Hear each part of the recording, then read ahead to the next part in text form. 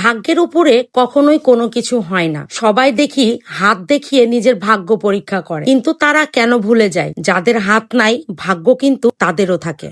আসসালামু আলাইকুম, কি অবস্থা সবার, কেমন আছেন? আজকে অনেকদিন পর আবার আপনাদের সাথে একটা ভিডিও শেয়ার করতে আসলাম। আলহামদুলিল্লাহ, আল্লাহর রহমতে কালকে যেহেতু কোরবানি ঈদ, তাই আল্লাহ আমাকে যতটুকু সমর্থ দিয়েছে সেই সমর্থ অনুযায়ী ছোট্ট একটা গরু কিনে নিয়ে আসলাম। সমর্থের কথা বলবো না, কেননা আল্লাহ আমাকে অনেক ভালো একটা সমর্থ দিয়েছে। আজকে পরিস্থিতির কিছু কারণে চাওয়া না চাওয়ার মাঝখানেও ঈদের একদিন আগেই আমাকে গরুটি কিনতে হলো। তবে যাই হোক, যেটা যেমনই হোক, আল্লাহ অবশ্যই আমার ভাগ্যে লিখেছিল। আর সবাই আমার জন্য অনেক বেশি দোয়া করেছে। আমার এলাকার মানুষ, আমার আম্মু, সবাই আমাকে নিয়ে অনেক টেনশন করছিল, কারণ আমিও করছিলাম যে একটা কোরবানি দিলে ভালো হতো, কারণ আল্লাহ আমাকে সেই সমর্থ দিয়েছে। একটা কোরবানি যদি না দিতে পারি জিনিসটা কেমন দেখায়, তাই অনেক বেশি মন খারাপ ছিল। অনেক চিন্তা ভাবনা করার পরেই শেষমেশ যে একটা গরু নিয়ে এসেছি। আমি তো যাইনি, আমার সবকিছু এগুলো দায়িত্ব আমার ভাই করে, তার হাতে আমি সবসময় সবকিছু দায়িত্ব দিয়ে দিই। গতবারও ঠিক আমি ছিলাম না, ঢাকায় ছিলাম, সে আমাকে ফোনেই দেখিয়েছিল গরু।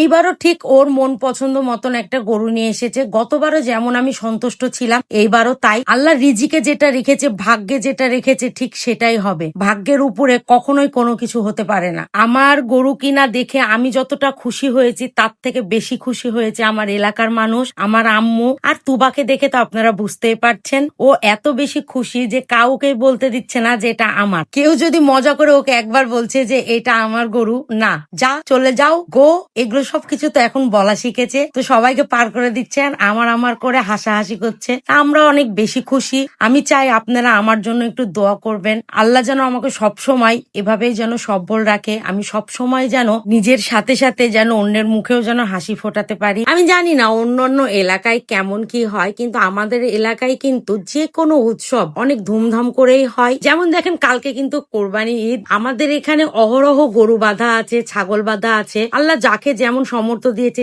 সে অনুযায়ী কোরবানির জন্য পশু কিনে নিয়ে এসেছে। একসাথে যখন সবার গুলো আল্লাহর নামে জবাই করা হয়, দেখতে যে কি সুন্দর লাগে। কেউ কখনো আমার এলাকায় না আসলে বুঝবেন না যে আমাদের এলাকায় সবাই সবার সাথে এত বেশি আন্তরিক। এক্সট্রা করে কিন্তু কোরবানির সময় আমরা বাইরে থেকে কখনোই কষাই নিয়ে আসি না। সবাই কিন্তু আমরা বাড়ির মানুষরাই যার যারটা সেই করে, কিন্তু জবাই করার সময় সবাই সবাইকে হেল্প করে। এলাকায় কেউ কাউকে বুঝতেই পারে না যে কোনটা কার। সবাই একসাথে মিলে সবাই সবার কাজকে আগিয়ে দেয়। তো সবাই আমার জন্য একটু দোয়া করেন, আমি যেন এভাবে ভালো থাকতে পারি। আমি দোয়া করি আপনারা সবাই ভালো থাকেন, সুস্থ থাকেন। কুরবানি ঈদে কি কি করলাম সেটাও আপনাদের সাথে শেয়ার করব।